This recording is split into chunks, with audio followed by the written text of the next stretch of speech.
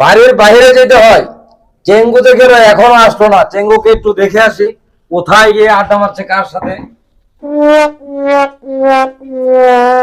এটা জমিদারের বাড়ি না? এ চেঙ্গু ভাই, কে? আমি সেই হতভাগা নাতনি নানা। আমি আপনার কাছে আসছি, আমার নাতিনটা আমি কতদিন ধরে দেখি না, শুধু এক নজর দেখার জন্য। আপনি যেভাবে পারেন আমাকে আপনি সাহায্য করেন চেঙ্গু ভাই।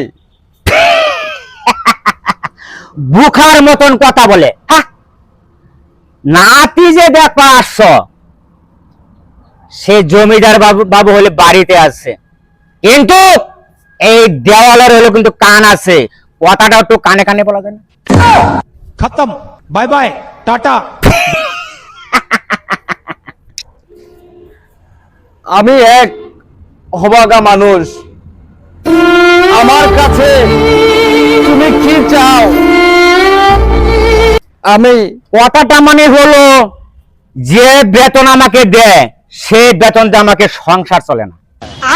মানে কথা হলো, যদি হাতে হাত কাজ করা যায়, ওই জমিদার বাবুকে কিভাবে জমিদারিতে ছাড়া করা হবে সেই ব্যবস্থা আমি করব।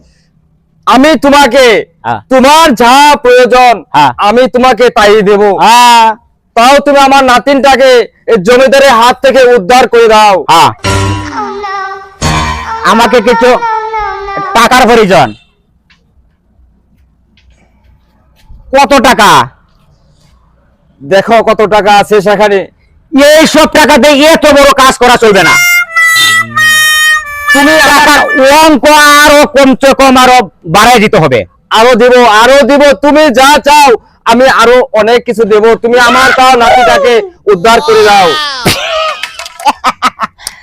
টাকা টাকা যখন ঘুষ খেয়েছে তখন কাজ করে যাব। আর টাকা ঘুষ খেলাম কিন্তু অর্থ আছে নারীর জন্য।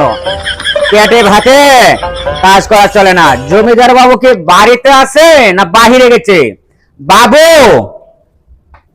বাবুরো বাতের বদলে এই বাতের ফ্যান করে ছাড়বো। আমার নাম হলো সে চেঙ্গু। চেঙ্গু ভাই, তাহলে আমি চলে যাচ্ছি। আমি চলে যাচ্ছি। আমার নাতিনটাকে তুমি যেভাবে পারো না কেন আমি উদ্ধার চাই, আমার কাছে ফেরত এনে দিবে। আরে টাকা যখন খেয়েছি কাজ ঠিক মতোই করিব। তাহলে আমি চলে গেলাম। তবে ভাই, কথাটা যে কেন কেউ না শুনে, জমিদার বাবু যে কথা শুনে গেলা, তাহলে আর আমরা চাকরি নট করে দিবে।